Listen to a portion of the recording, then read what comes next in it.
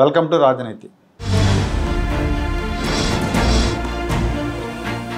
తిరుపతిలో జరిగిన దుర్ఘటన తర్వాత ప్రభుత్వం చాలా సీరియస్గా దాని మీద పోస్ట్ మార్టం చేస్తూ ఉంది. ఈ దుర్ఘటనకు కారణాలు ఏంటి, ఎలా జరిగింది, టీటీడీ బోర్డుకి అధికారులకి మధ్య సమన్వయం ఎందుకు లేదు అనే విషయాల మీద చర్చ జరుగుతూ ఉంది. పవన్ కళ్యాణ్ గారు కూడా దీని మీద చాలా సీరియస్గా ఉన్నారు. ఆయన క్షమాపణ చెప్పడం కాకుండా టీటీడీ బోర్డు సభ్యులతో కూడా క్షమాపణ చెప్పించారు. దీన్ని ఇలా వదిలేస్తే కుదరదు, ఇది చాలా అప్రదిష్ట ప్రభుత్వానికి అనే ఉద్దేశంలో ముఖ్యమంత్రి గారు, మంత్రులు అందరూ కూడా ఉన్నారు. అయితే ఇప్పుడు అక్కడ ఉన్న అధికారులు ఈ టీటీడీ బోర్డు చైర్మన్ కానీ లేకపోతే బోర్డు సభ్యులను కానీ ఏమాత్రం ఖాతరు చేయట్లేదు, వాళ్ళ సూచనలు పాటించట్లేదు అనేది ప్రధానమైన ఆరోపణ. దీని మీద చైర్మన్ గారు ఆల్రెడీ సీఎం గారికి కంప్లైంట్ చేశారు. ఈ వైకుంఠ ఏకాదశికి సంబంధించిన ఏర్పాట్లలో మాకు ఎలాంటి ఇన్ఫర్మేషన్ ఇవ్వలేదు, పైగా మా సూచనలు కూడా ఏం పాటించట్లేదు అని చెప్పి ఆయన చెప్పారు. చెప్పిన తర్వాత సీఎం గారి ముందే ఈవో శ్యామలరావు చైర్మన్ గారి మీద కొంచెం ధిక్కార స్వరం వినిపించడం అది అందరూ కూడా చూశారు. వీటన్నిటి నేపథ్యంలో ఈ టీటీడీని ప్రక్షాళన చేయాలని చెప్పి ప్రభుత్వం నిర్ణయించింది. ఈ వైకుంఠ ఏకాదశి పర్వదినాలు ఏదైతే 10 రోజులు దర్శనాలు పెట్టారో ఈ 10 రోజుల తర్వాత టీటీడీని ప్రక్షాళన చేయబోతున్నారు. ఈవో దగ్గర నుంచి మొదలుకొని ఏఈఓ, జేఈఓలు, మిగతా కీలకమైన ఉద్యోగులందరినీ కూడా బదిలీ చేసే ఆలోచనలో ఉన్నట్టు తెలుస్తూ ఉంది. యాక్చువల్గా ఈఓ శ్యామలరావు, ఏఈఓ వెంకయ్య చౌదరి వీళ్ళు కూటమి ప్రభుత్వం వచ్చాకే నియమితులయ్యారు. కానీ అక్కడ కింద తిరుపతిలో ఉన్న జేఈఓలు ఇద్దరు కూడా వైసీపీ హయాంలో నియమితులైన వాళ్ళు. పైగా వైసీపీ అనుకూల అధికారులుగా ముద్ర ఉంది వాళ్ళ మీద, వీరబ్రహ్మం మీద, గౌతమిరెడ్డి మీద. మొన్న జరిగిన ఎపిసోడ్లో గౌతమిరెడ్డిని బదిలీ చేశారు అక్కడి నుంచి. యాక్చువల్గా ఆవిడ ఇన్ని రోజులు ఉంచకూడదు, ఎందుకంటే కూటమి ప్రభుత్వం వచ్చి 7 నెలలు అయిన తర్వాత కూడా ఆ కీలకమైన పదవిలో ఆమెను ఉంచడం అనేది చాలా ఆశ్చర్యకరంగా ఉంది. ఆవిడ ఆల్రెడీ వైసీపీ ముద్ర వేసుకొని అనంతపురం కలెక్టర్గా ఉన్నప్పుడు వైసీపీకి అనుకూలంగా వ్యవహరిస్తున్నారని ఫిర్యాదులు వస్తే ఎన్నికల కమిషన్ అక్కడి నుంచి బదిలీ చేసింది. అలాంటి అధికారిని ఈ పోస్టులో ఇంతకాలం కొనసాగించారు.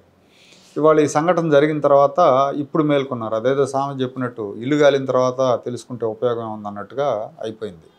సో ఈ నేపథ్యంలో ముందు కూడా తిరుమలకి ఎలాంటి చెడ్డపేరు రాకుండా ఉండటానికి ఈ ఉన్న బ్యాచ్ మొత్తాన్ని బదిలీ చేసే ఆలోచనలో ఉన్నారు. వీళ్లే కాదు, ఇంకా చాలామంది, కొంతమంది డెప్యుటేషన్ మీద వచ్చారు. వాళ్ళ పేర్లు కూడా నేను చెప్తాను. ఇంకొంతమంది రిటైర్ అయిన వాళ్ళు కూడా ఉన్నారు, ఒక 20 మంది దాకా ఉన్నారు. వీళ్ళందరూ కూడా ఉన్నారు తిరుమలలో.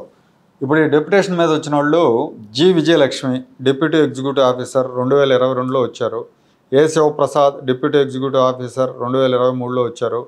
Kaveti Venkateswarlu, deputy executive officer 2024 ఆగస్టులో వచ్చారు. ఈయన కూటమి ప్రభుత్వం వచ్చాక వచ్చారు. పొట్టిపిరెడ్డి ఆశాజ్యోతి, ఈవిడ కూటమి ప్రభుత్వం వచ్చాక 2024లో వచ్చారు. A Prashanthi, deputy executive officer 2021లో వచ్చారు. K Rajagopalarao, deputy executive officer 2023లో వచ్చారు. గుణభూషణ్ రెడ్డి 2021లో వచ్చారు, ఎస్టేట్ ఆఫీసర్ ఈయన.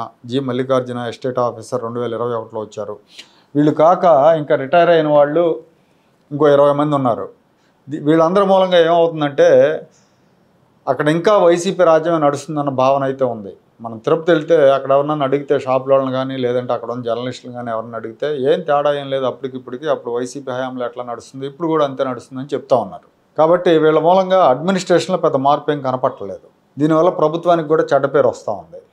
సో మారినప్పుడు ఏదో ఒకటి మార్పు కనపడాలి కదా. జనరల్గా ఉన్న పర్సెప్షన్ ఏంటంటే తెలుగుదేశం గవర్నమెంట్ వస్తే అన్ని వ్యవస్థలు బాగుపడతాయి, అలాగే టీటీడీ కూడా బాగుపడుతుంది. జగన్మోహన్ రెడ్డి భ్రష్టు పట్టించాడు. టీటీడీలో అంతా కూడా నాసిరకం నెయ్యి కొనుగోలు దగ్గర నుంచి అన్నీ కూడా కుంభకోణాలు జరిగినాయి. సుబ్బారెడ్డి అనే ఆయన చైర్మన్గా ఉన్నప్పుడు 4 లక్షల మందికి 4.5 లక్షల మందికి ప్రత్యేక ప్రవేశ దర్శనాలు కల్పించారు. ఇలాంటి వార్తలన్నీ కరుణాకర్ రెడ్డి ఆయన మతం మీదే ఆరోపణలు ఉన్నాయి. ఇవన్నీ అప్పుడు జరిగినాయి. ఇప్పుడు చంద్రబాబు నాయుడు గారు వచ్చాక ఇదంతా కూడా బాగుపడుతుంది అనే ఒక నమ్మకం అయితే ప్రజలకు ఉండేది. కానీ ఈ అధికారులను మార్చకపోవడం మూలంగా ఆ మార్పు అనేది కనపట్టలేదు. కాబట్టి ఇప్పుడు ఈ ఎపిసోడ్, ఈ దుర్ఘటన జరిగిన తర్వాత తీవ్రంగా పోస్ట్ మార్టం చేస్తున్నారు. మొత్తం తిరుమలలో ఉన్న టీటీడీలో ఉన్న ప్రధానమైన ఉద్యోగులందరినీ కూడా మార్చాలన్న ఆలోచనలో ప్రభుత్వం ఉన్నట్టు తెలుస్తోంది. మేబీ ఇంకో 10 రోజుల్లో ఈ వైకుంఠ ఏకాదశి దర్శనాలు అయిపోయిన తర్వాత మంత్ ఎండింగ్ లోపు ఈ మార్పులు ఉంటాయని చెప్తున్నారు.